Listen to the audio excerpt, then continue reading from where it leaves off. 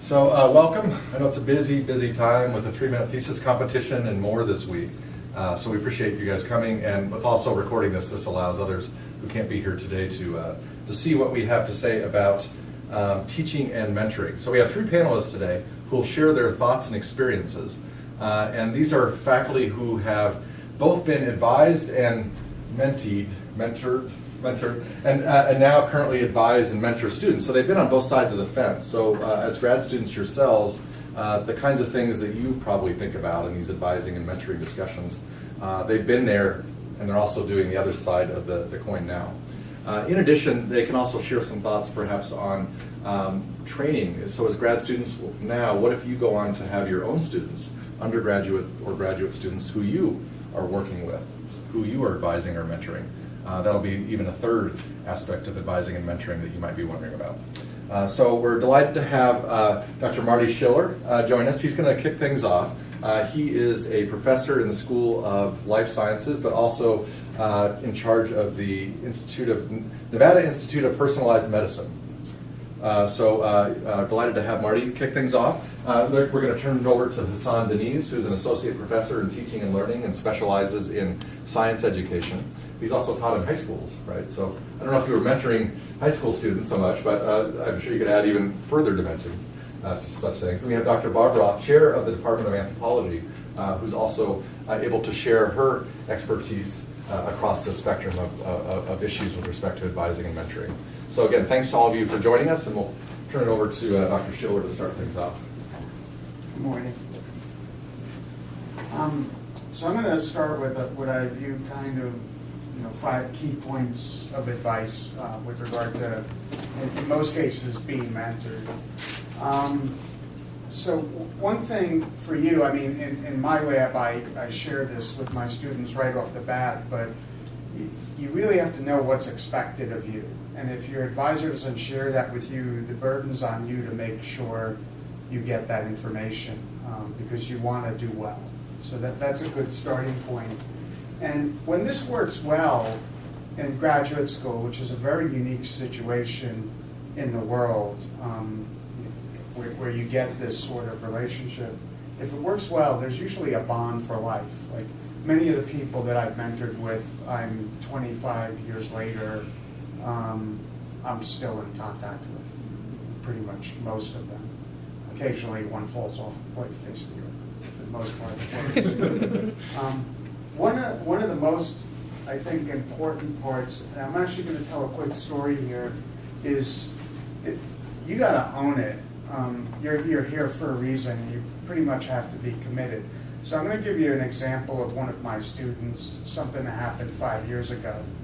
So I told her she should be reading about a paper a day, and I set up a folder, shared folder, where I put all my literature, and her project had 40 or 50 papers there she should have read, and she wasn't doing it, and I knew it. But that's not my job. I'm an advisor, right?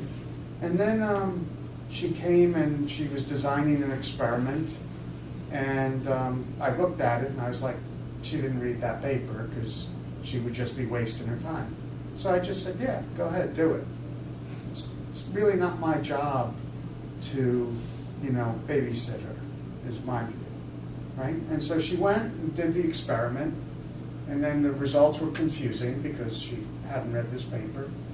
And then she took the time, because I have my students, before they come to me, do some research. So she looked it up and she found the paper that she should have read before. And she came to me and said, did you ever read this paper? And I was like, yeah, I've read it a few years ago. And she said, well, it meant the experiment I designed was all wrong. And I wasted 2 weeks of time.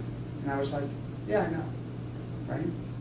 And it seems kind of cruel, right, that I basically let her waste 2 weeks of her time. But the point is that she owns the project, not me. If she's not going to put in the effort to do what she's supposed to do, I'm not going to do it for her. And I shouldn't be doing it for her. It's graduate school. So she had to own it. And I'll tell you something, when you look at her graduate career, it was a turning point, right? The 2 weeks was an investment, and she's incredible now, and she owns it, okay? So if you don't want to own it, I would really question whether you should be in graduate school, because that's kind of what it's about. And if you own it, you're kind of, the next part is you end up living it. You know, when you go home, you think about it. That sort of excellence that develops when you do that, there's no substitute for it. And that's what people want when they're hiring. They want to see people like that. So I think those are two good pieces of advice. I came up with this when I was being mentored, and I still use it today.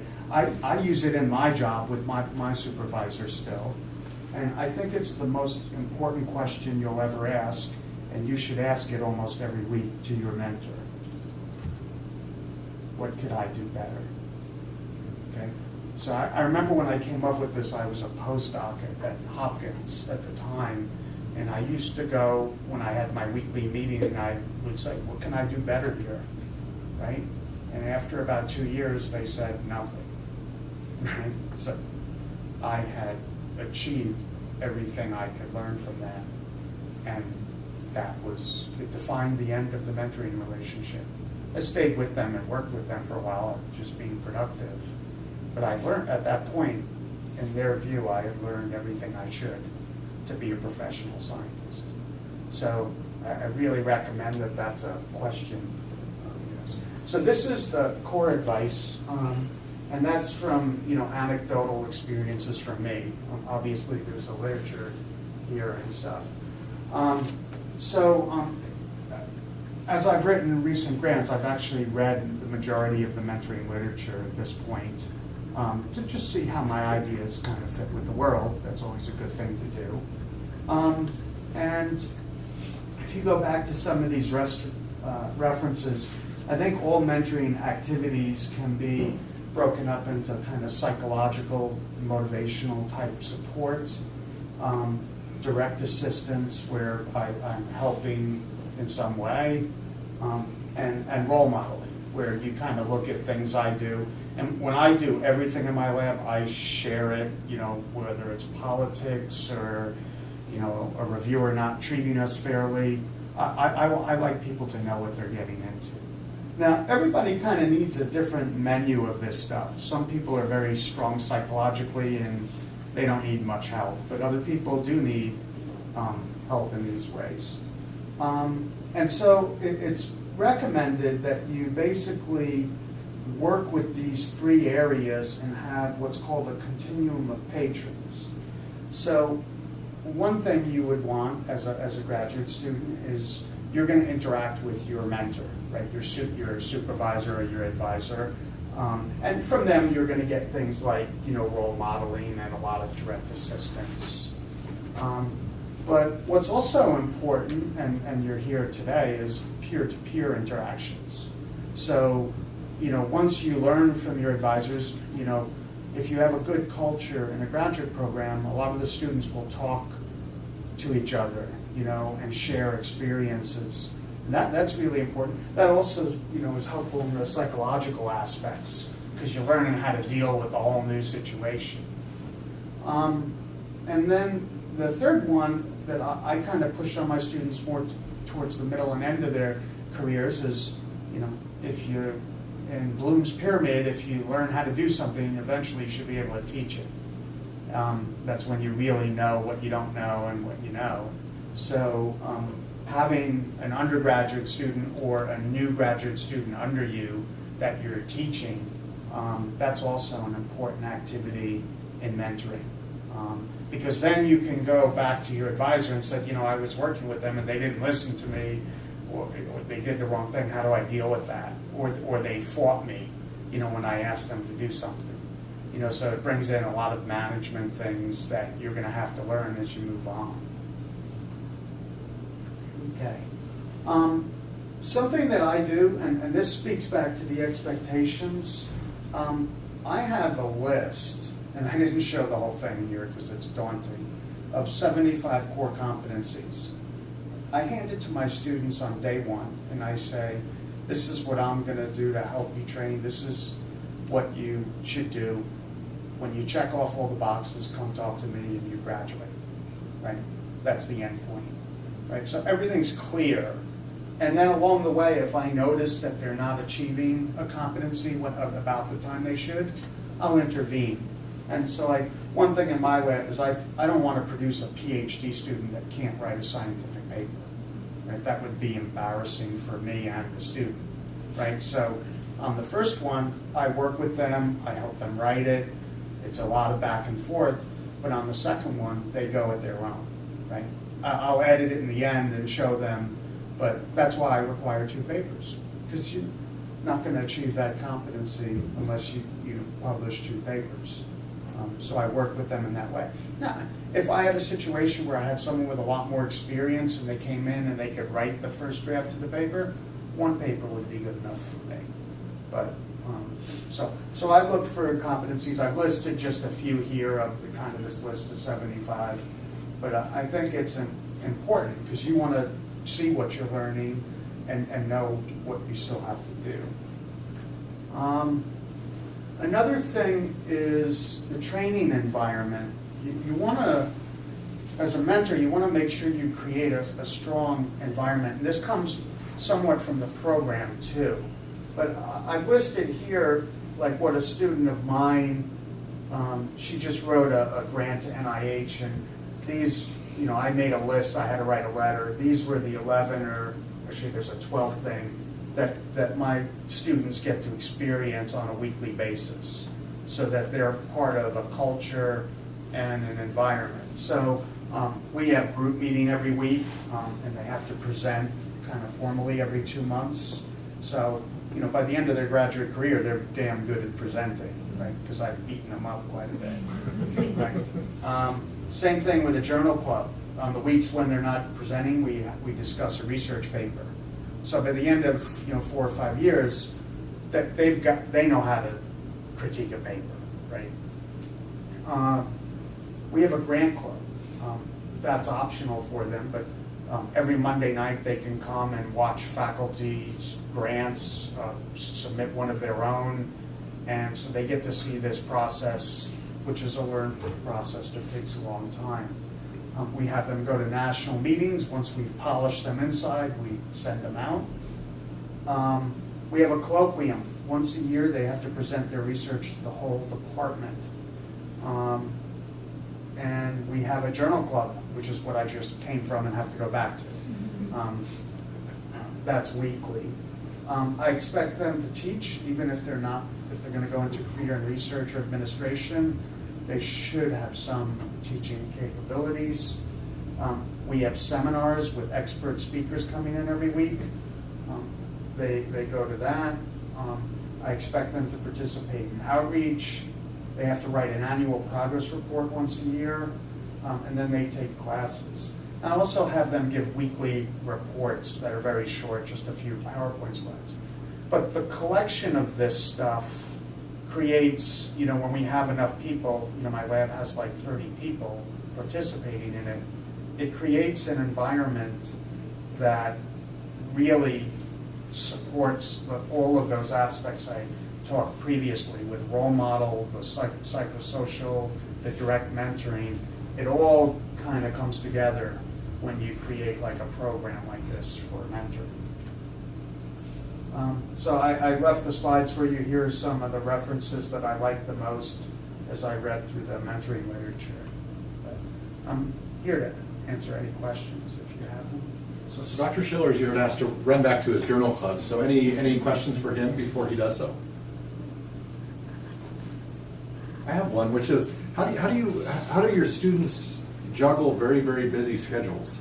So with the menu of things happening, how do you? What are some strategies as far as helping them kind of manage their time and be able to come in on Fridays for seminars and things like that? Well, first of all, when you live it, now I don't go and tell anyone they should be working 40 hours a week.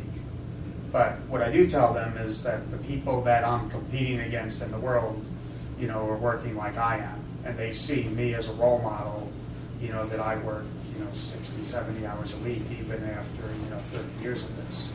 So that's one thing that kind of transcends. And then I help them with like time management. So there's too much, when you look at this, if they're TAing, taking classes, and doing research, you're not doing that in 40 hours a week, right? It isn't gonna happen. So, like during the semesters, they have to do more and find time.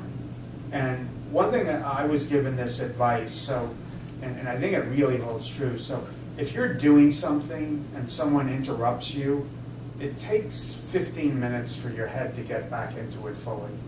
So like when you're fully concentrating on something, like if I'm reading a paper, you end up with the whole paper in your head and you're thinking about it, and then someone comes and interrupts you and you're like, oh, where was I? And then it takes a while to get back to where you were. So you have to try to avoid, bouncing too quickly between things. So I like to just try to encourage the students as much as possible to break up their day into 3 or 4 blocks. So there's a morning block, afternoon block, the dinner, and then evening for those that work evening blocks. And so like I try to take something I got to do and get it done in a block. And if you can do 2 things in a block, get it done. Don't try to leave something hanging. And if you're going into the next block and you need an extra hour, just finish it and get it done. So try to group your activities so that you're not going to be distracted and that you can get like something done and completed during a time. Now sometimes you'll have like an experiment that spans 2 blocks, but during that you can do something else and get it done within a block. So we work on time management a lot with people as they need it. That's helpful. That was a good question. I was thinking the same thing, and that was a good answer. Thank you for that. Well, we'll let you get back to, you had a question? Yeah, with all those students and all those things they have to hit over their 5 years, do you have your own personal way of tracking your students to how, like if somebody's lacking in some area, that you could, kind of, I know it just seems like a lot of work to be tracking. For me to track? Yeah, for you to track. I don't track anything. He just knows. They're adults, Okay. right? Why do they need me to track them? They can manage themselves. I give them the list, and I'm like, when you're done, give it back to me. I do the same thing with, like, we have a lot of students that work in my lab that are on a clock because they're on an LOA and they're maybe building some computer software. They have to report their hours. I just make it clear that, don't lie to me because it's a felony, right? That if you're falsifying hours, and we have the privilege of working from federal dollars on a project, taxpayer money, and I just say, you keep track of your own hours, I will not look at it and sign it, but if I find out that, you're wrong, I'm gonna do everything I can to, make it miserable for you. And I've never had a problem with someone doing that, right? So I, assume that people are responsible adults. In academics, we are expecting very high ethics from people, and it's a problem when we don't have that. So I kind of leave it to them. So, and people will come to me and say, "Have I achieved this competency? Have I finished this yet?" And I'll think about it and I'll say, "Well, I never really ever answer questions. I always start with, what do you think?" Because I don't like them coming to me and asking a question because I'm only an advisor. I like them always coming to me and telling me what they think should be done and how it should be done. And then I like, to be able to say, yeah, that's what you should do constantly, right? But then sometimes I give advice too on how to change things. So I view my role in being very old-fashioned in science. This is the way an advisor worked 75 years ago in science. In modern science, it's gotten quite twisted in a number of ways because of the demands on productivity and other things and just personalities. But I have a very old-fashioned view of the mentor relationship. So it's also important to have a team of mentors because you want to get other people's views because mine may not work for you, right? So it's always good, that's why I like having the panel, to see 3 different styles, because you'll have your own style of what works for you. Yeah. Well, thank you, Dr. Schiller. We'll let you get back to Journal Club as you continue mentoring and advising and so forth on this Friday. So we'll turn over to Dr. Deniz again now, coming from Teaching and Learning, to share his thoughts. So I'm not going to talk about myself, but this is like a background information so that you know who I am. So I come to this country about like 15 years ago, and I did my master's PhD degrees here, and then now I'm an associate professor of science education. So, and then these are the currently funded projects that I'm working on. So the first 2 projects, they are both professional development and curriculum development projects for science, integrating science, engineering, and language arts together. So they are both funded by the Department of Education and National Science Foundation. And then the last one, again, the Department of Education, also like professional development for science teachers, that we have new standards called NGSS. We are trying to help them to understand NGSS and implement NGSS, next generation science standards, in their own classrooms. And these are the specific research areas that I'm interested in science education. So, okay, the first thing that, as doctoral students, when you are at UNLV, you are taking the courses and you are busy on the coursework. And then, so when you have enough of those courses, you are taking your qualifying or comprehensive exam, and then moving to the dissertation proposal level, and then at the end, this dissertation defense. So you are good to go. But here's the thing, like, if you take things like this, so that if you are not interested and engaged in research with your advisors and with other students, and that if you are not going to conferences, and then if you are not going to those kind of journal clubs and all those kind of activities that GPSA is offering us here, I think your experience is going to be limited. So this is a very short-sighted and I think basic minimum of getting a PhD. So my approach for advising students, and then I try to envision my advising, is that it's called a straightened cognition approach.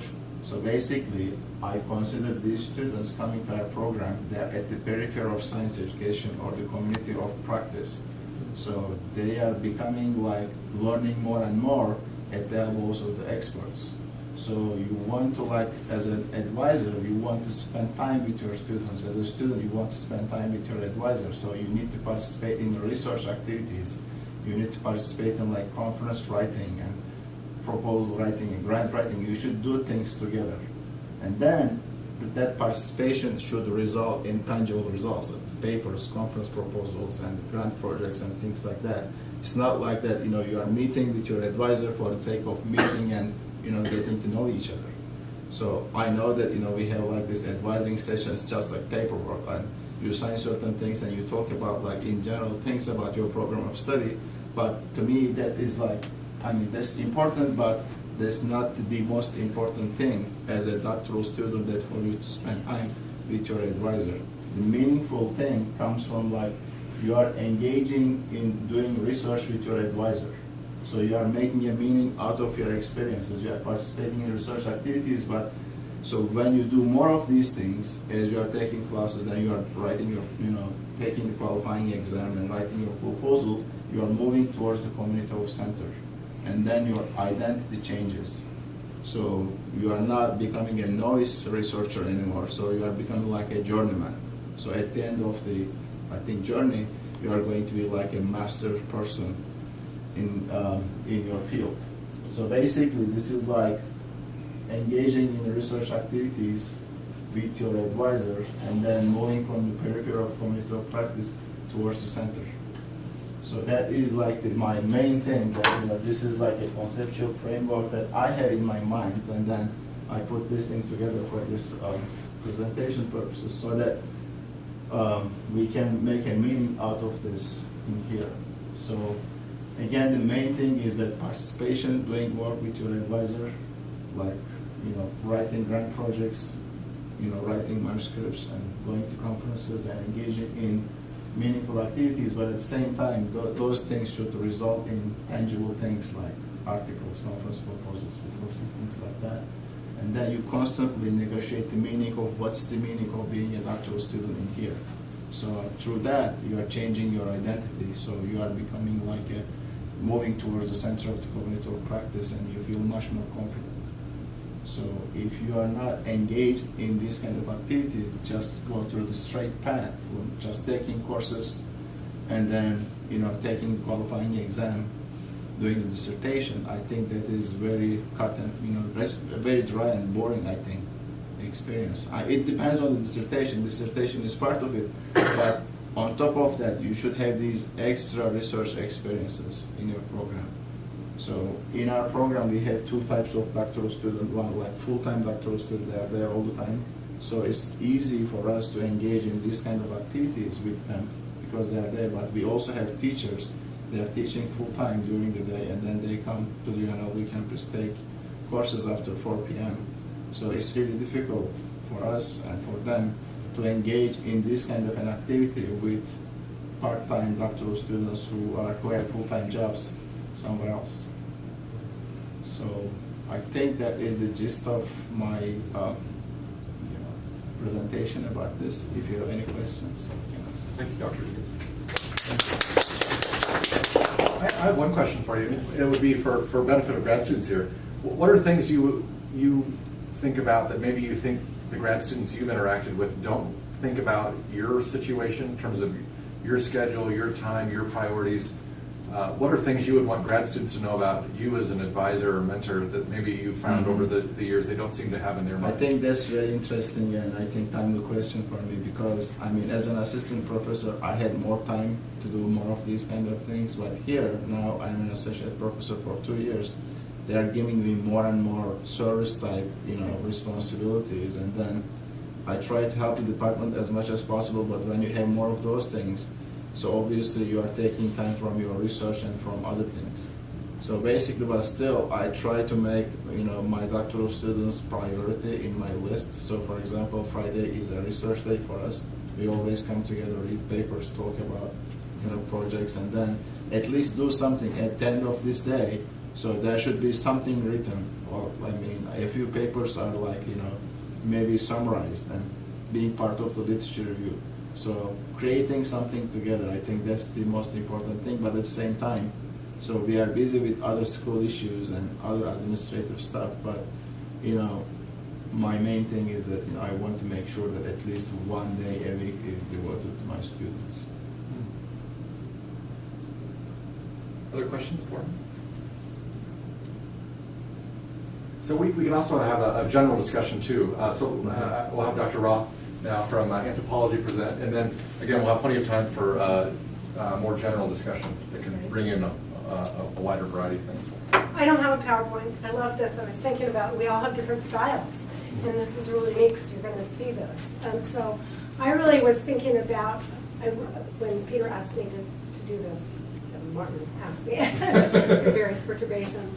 I was thinking about, okay, what if I was back in graduate school and somebody was going to talk to me about mentorship and being a mentee and then a future mentor, what would I want to know that I didn't know? And I think the biggest thing for me is that keeping in mind that this is a relationship, okay?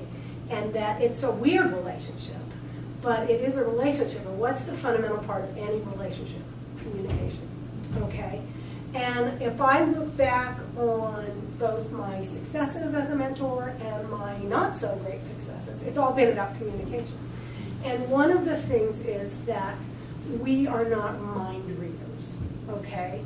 So, and that's on both, that comes from both sides, all right? So if you are frustrated because I'm not doing something, I may have no idea that that's the case because you haven't let me know and you haven't discussed it with me, and vice versa. I may be frustrated with you, but how are you going to know that unless you meet?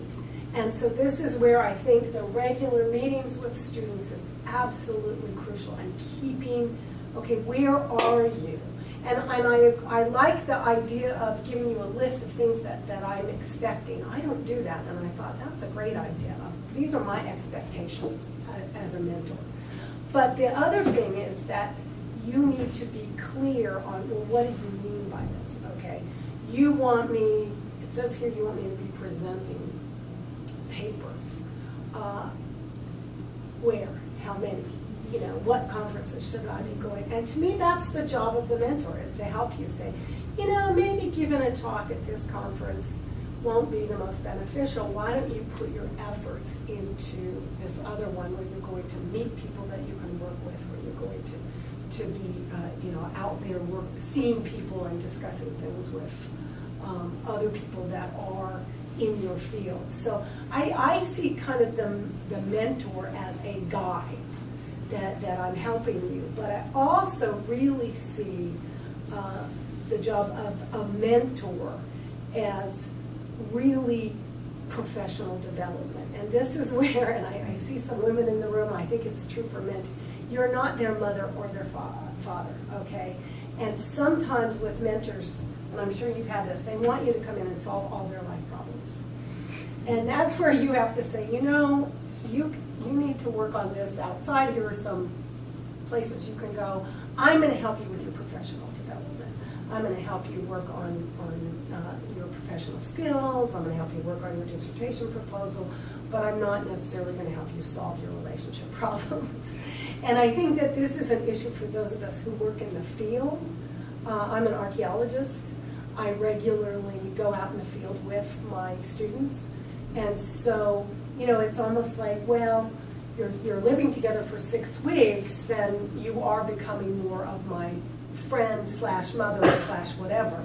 And I think that's where, if you got any of you are doing field-based stuff, you really have to keep that as a, yes, we're having a great time out here, but I still am your professor.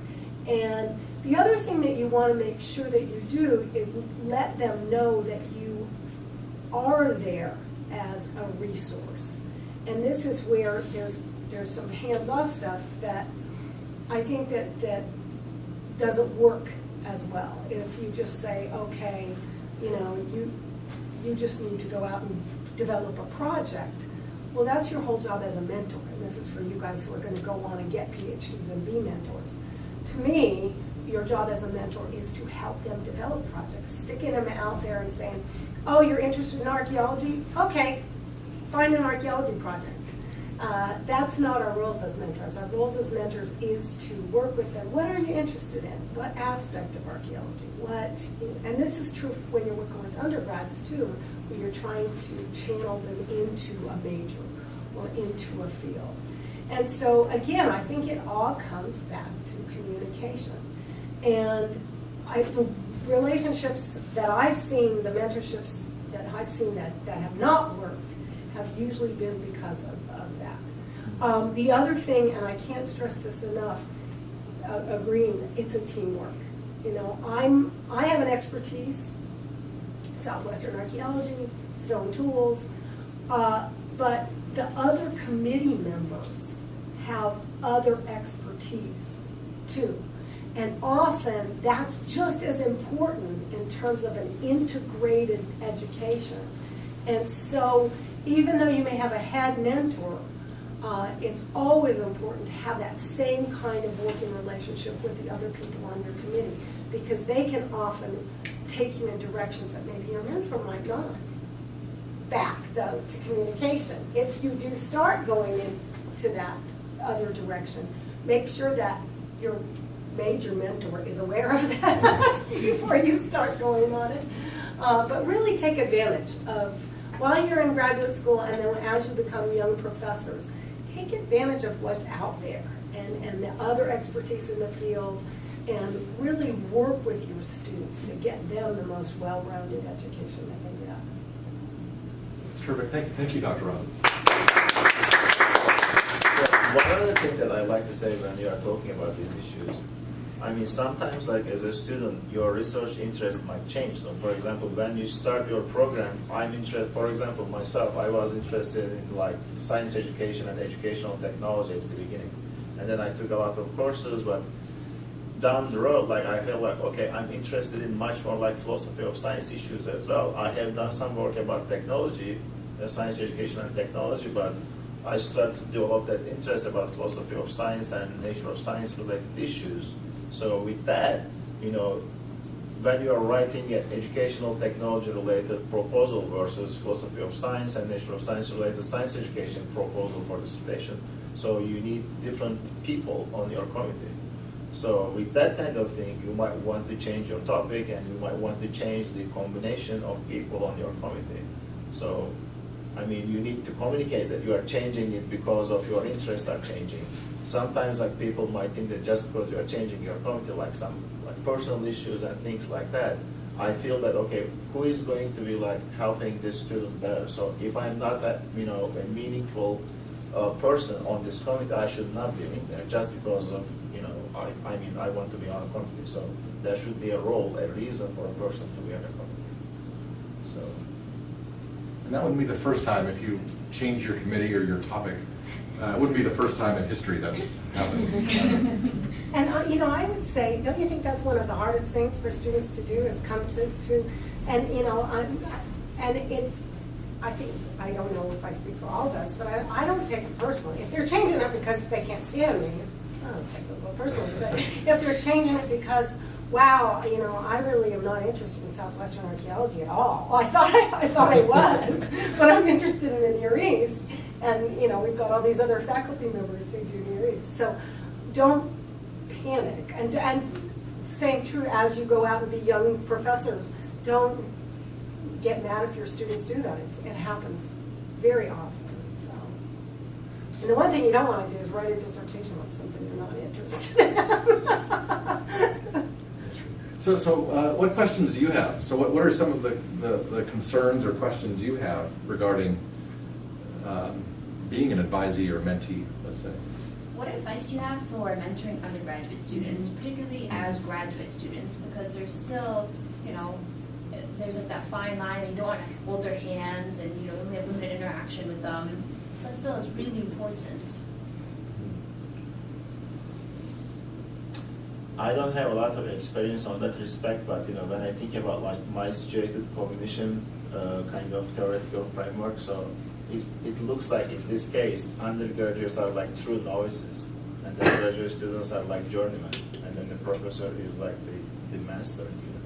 So I think again, like I think the journeyman can really model the actions of the professor and then work with this person in a meaningful projects. Do not obviously novices are starting doing like, do this like in a mundane work in a lab situation, like clean this part and then run this protocol and things like that.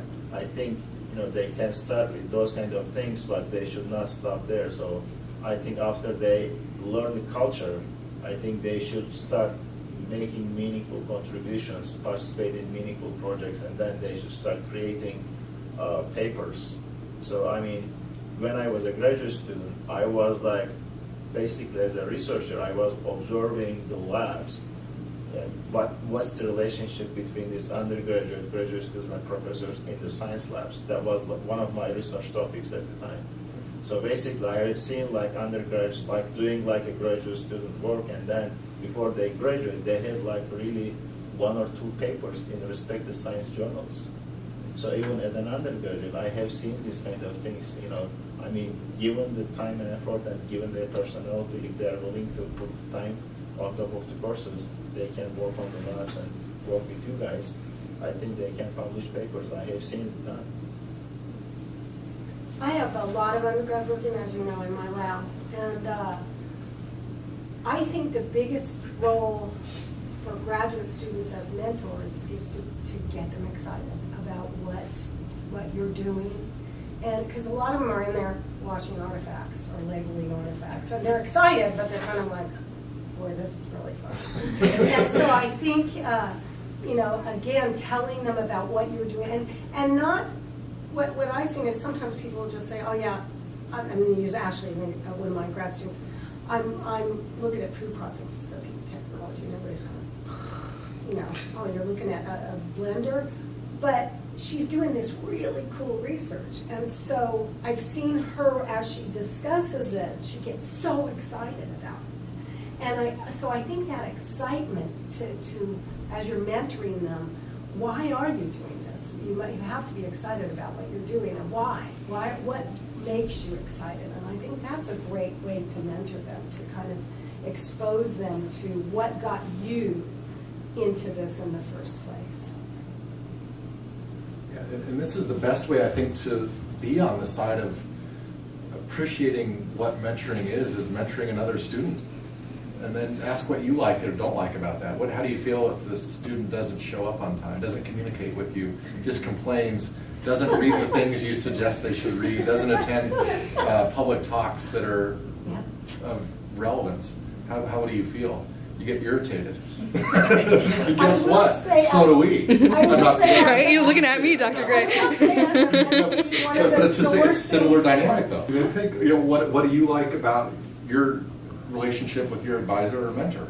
And then take some of those principles, including the lessons shared today, and enact those yourself. And we are starting to see more of this being formalized at UNLV. There's a newly established Office of Undergraduate Research, part of which will have a mission to formalize some ideas. Maybe eventually there'll be workshops on you as grad students working with undergrads on research.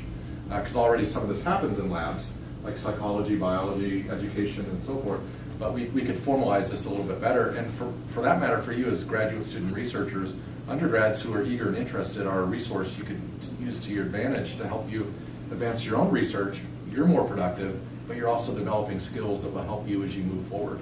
And I just wrote a letter of recommendation yesterday for a psychology, an undergrad who's applying for psychology grad students who's worked in lab groups, and she's learned some of these things about being advised and mentored already that bode well for her success entering grad school.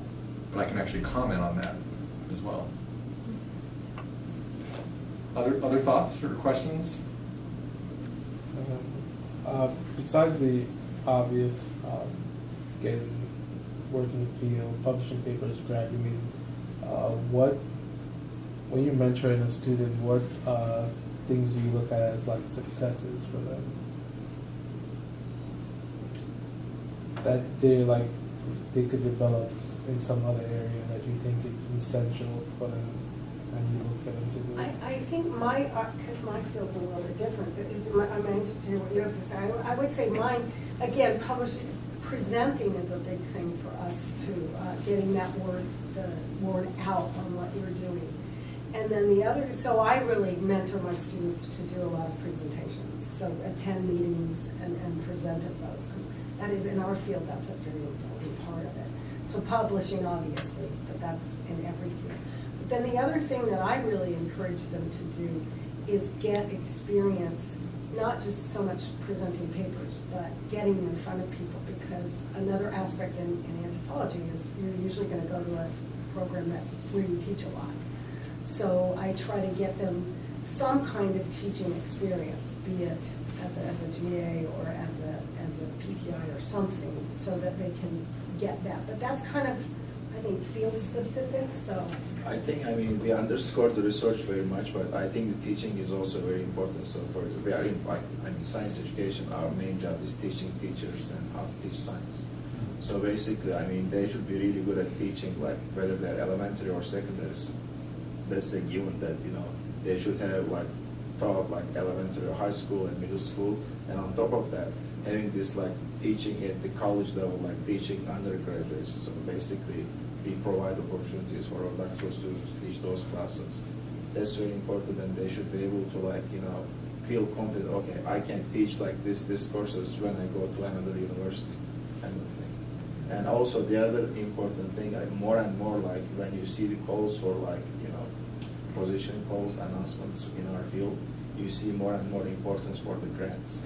So, for example, based on my education in doctoral program, we wrote small grants, but I didn't get an opportunity to write a 15 or 20 page big grant.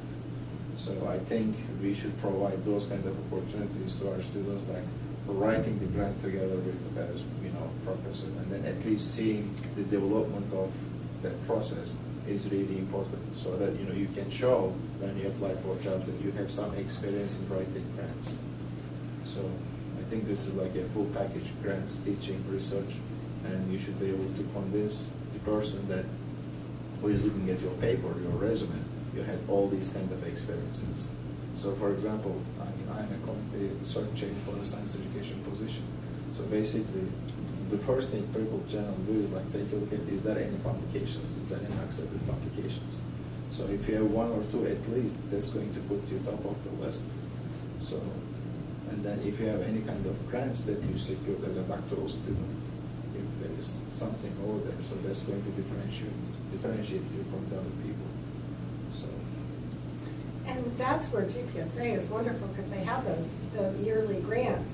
And I've noticed, because I have several students that have written them over the years, and they do get better as they go. So it does, even though they're small grants, they still teach you how to kind of organize your thoughts and organize your research so that you're presenting it to somebody and making it sound coherent. So I think that's a great idea to just, apply for it. Even if it's just a little grant, it'll help you get that experience. I think collectively you hear a lot of professional, their core professional competencies or markers of success. An additional question I ask students is, what are your long-term professional aims? We're in an arena now where a fraction of students will go on to tenure track academic jobs, but many students will go on to do other things. So I want to hear from you. So I have a student who told me her long-term goals are to do things that are more like therapy, like working as a therapist in kind of a family relationship type dynamic, not academia. And that can then guide some of the mentoring discussions about things that would be useful for her. The conferences that make sense for her to attend differ from those where academic endpoints of networking for academic jobs are what's privileged. So this is part of a question that it's not like, here's what's being pushed on you, but this is a theme I think today of it's a relationship, it's a dynamic, it's a back and forth. And what are your aims? Is this something you can talk with your advisor or mentor about?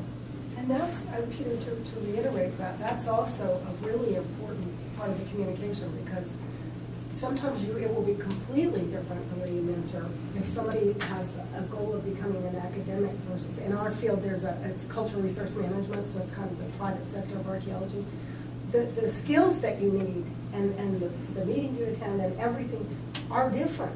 And so if you didn't tell me that you wanted to go into CRM, you might finish your dissertation without some of the fundamental skills you would have needed had I known that. So that's a really good point, to have that discussion early on.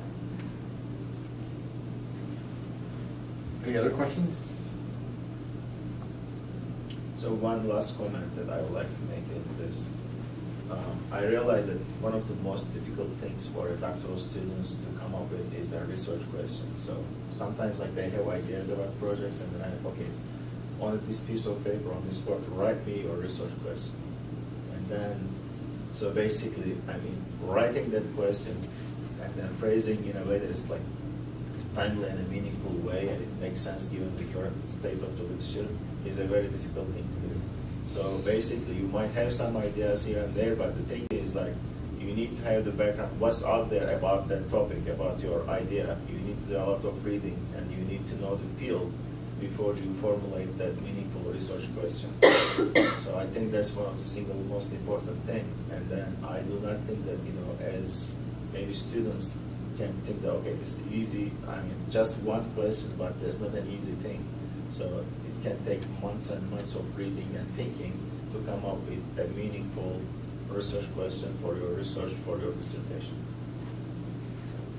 And some of the feedback you heard from here today is don't expect your advisor or mentor to give you that question. You need to do the hard work yourself, but your advisor or mentor is in an excellent place to give you some feedback about whether that's a good question. Thank you for bringing that up, because they had a research fair, and now they've had 3MT this week, and I noticed it looks like you have a lot of freedom as to genuinely choose something that you're specifically interested in, personally interested in. So is that true? Do people have a lot of freedom to choose a detailed, very narrow subject to write their thesis on? Or is there a general guideline? That's up to the student. If the question is a really detailed question, so basically the professor knows the field. So if the question is so a minute detail that it's not going to make a meaningful contribution to the field, I think your professor should tell you, like, what about if we can phrase this question this way or that way? So I think at the end of the day, that research question is going to determine everything that you do about your dissertation, your data collection, your writing, your literature, and everything. But if it doesn't make sense, then I think you should get a warning from your professor. But by and large, I think students, we are encouraging our students, here is the current state of research in science education, and you can choose anything that you want. But at the same time, like, if you formulate a research question which doesn't make sense given the current literature, we should tell you that. And you mentioned that your interest can shift as you go along. Can your thesis question also morph? I've seen, Okay, thank you. and that may require getting them a new mentor. Yeah. Sometimes, That's exciting. or a co-mentor. Well, we'll wrap it up there then. So I want to thank our panelists for joining us today. Dr. Roth, Dr. Deniz, thank you very much for sharing your thoughts, particularly on a Friday. And thanks to all of you for joining us, and hope this was helpful. So, thank you guys.